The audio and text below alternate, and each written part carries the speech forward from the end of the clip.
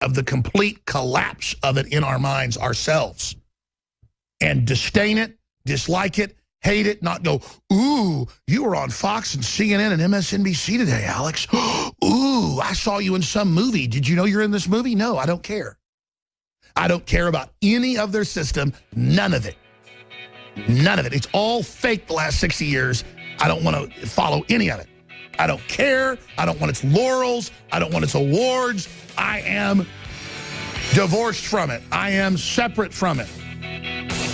It's damned. And by damned, it just means on the other side of me. I don't see it now. See, it's over there. I'm free from them.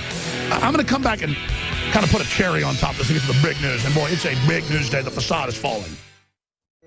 The technocrat social engineers are our mortal enemies. They admit they are. They're eugenicists. They are manipulating us with high-tech propaganda that has been developed for thousands of years, but now has been brought to a high science. But as a species, if we're aware of that, it's game over. But people have to understand, what you're hearing here from me is not my opinion. When I say something's my opinion, I will tell you it's my opinion. When I explain the global government planetary project to bring in a one-world religion and reduce the world's population by 80%, that's the official UN policy. Look it up for yourself. That is a fact, not an opinion. And you and I and all of us have to deal with that. So I just took 12 minutes in the last segment to say something I could say in 30 seconds. I said to the crew, I said, does that make sense?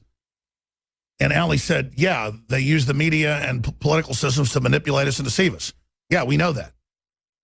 I'm like, here's the big secret. But the big secret is one of their number one tools is to act like they actually set the parameters and then to have us opt into it and repeat what they say and do so that we think we're winners and we're intellectual. It's not intellectual to repeat talking points from Fox News or CNN in a controlled paradigm.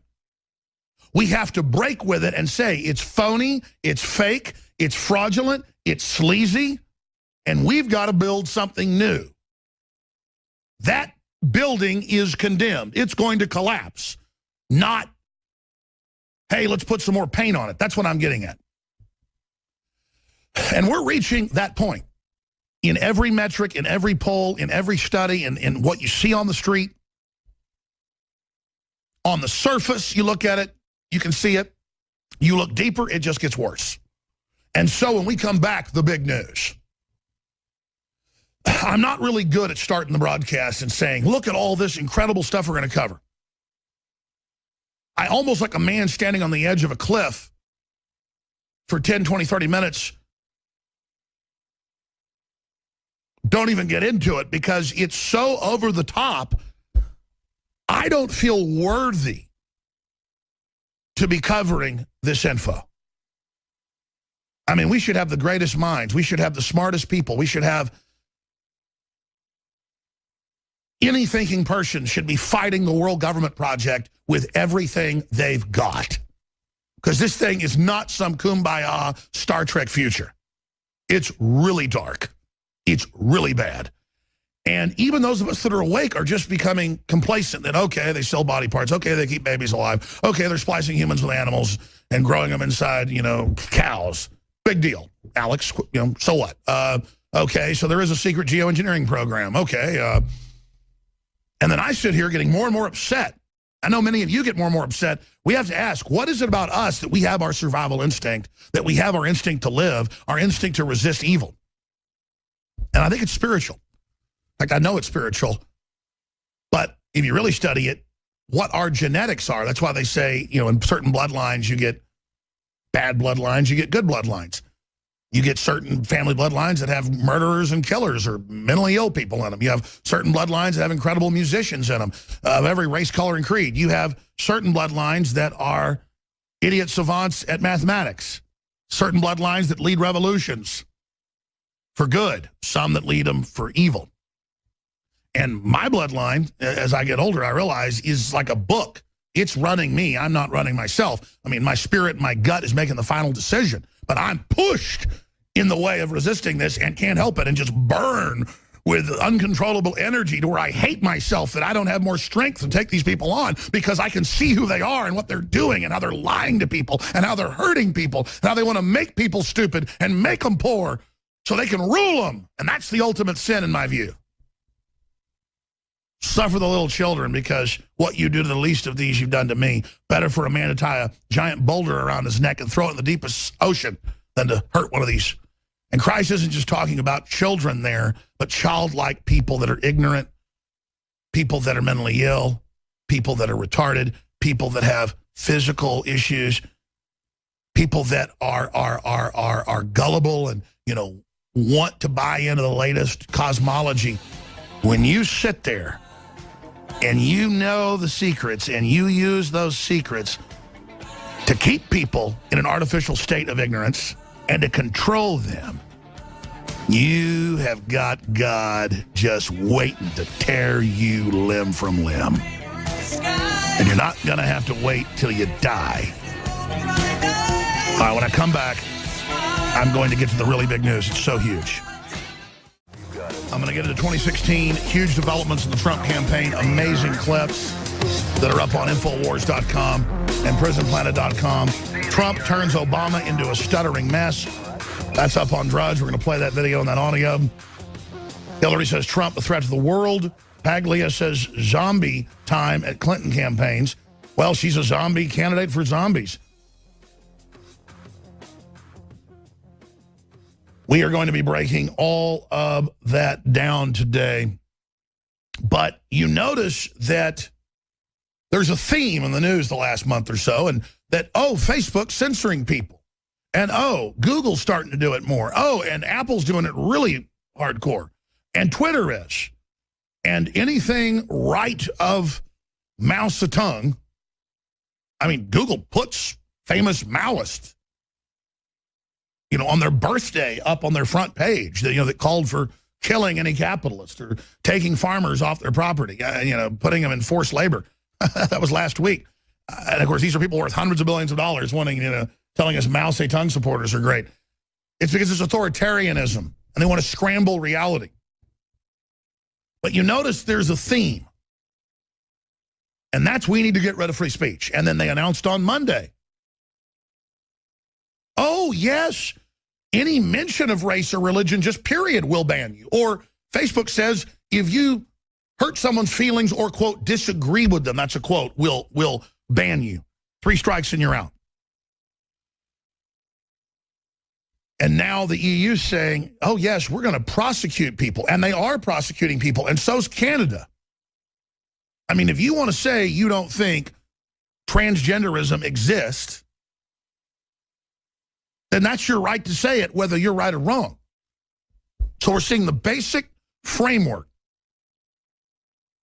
stripped.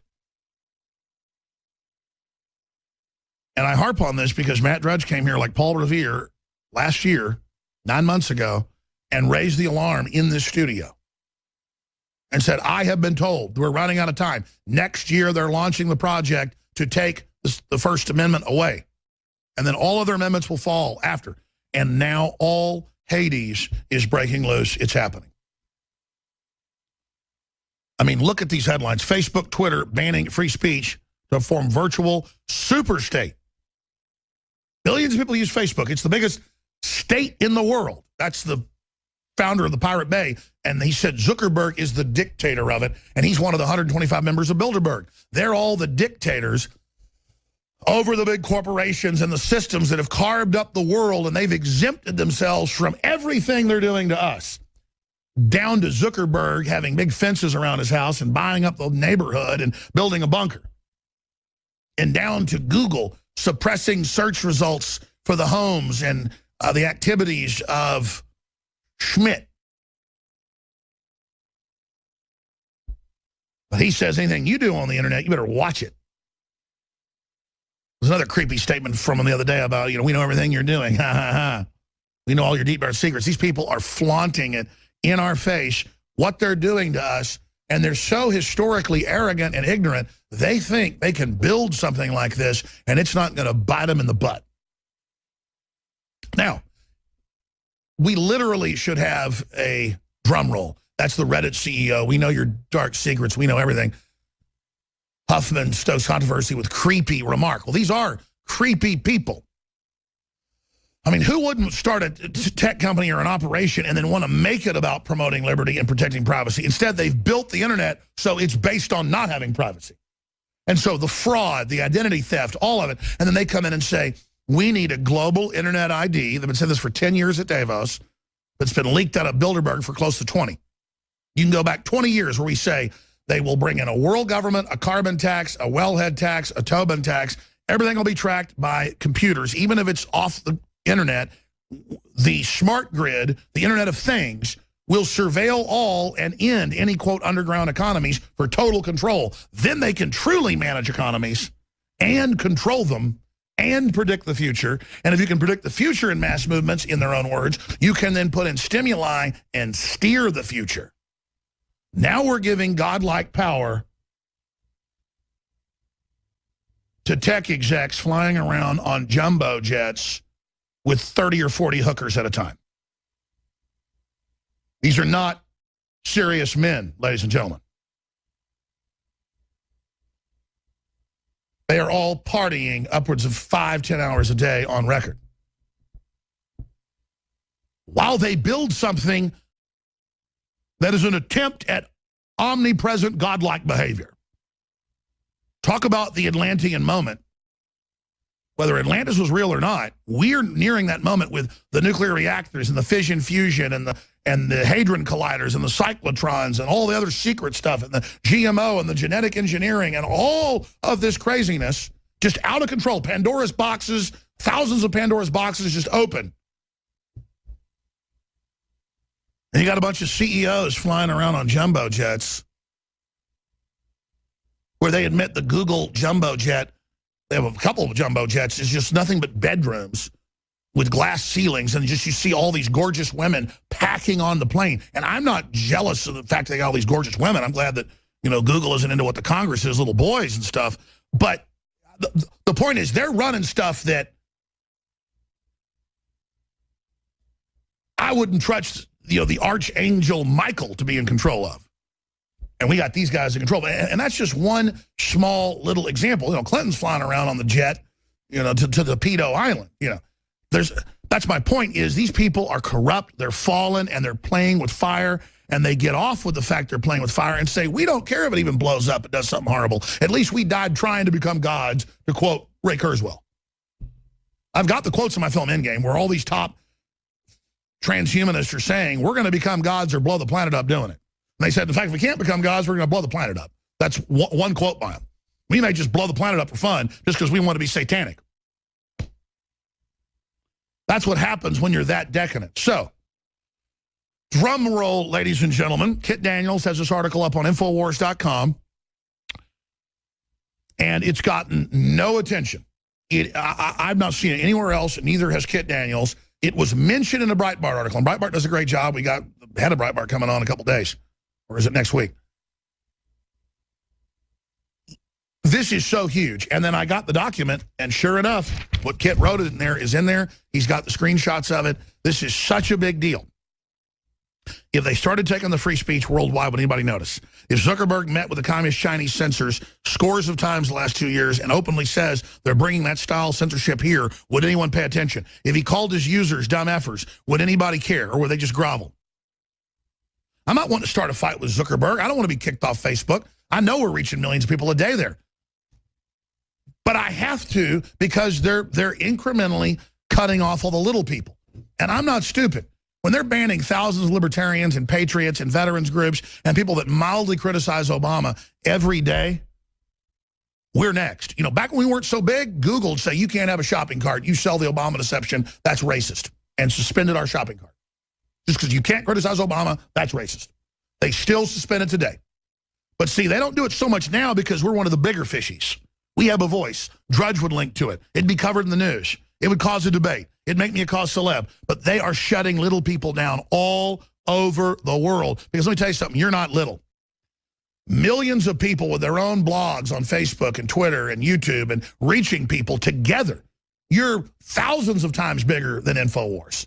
hundreds of times bigger than Drudge. And you're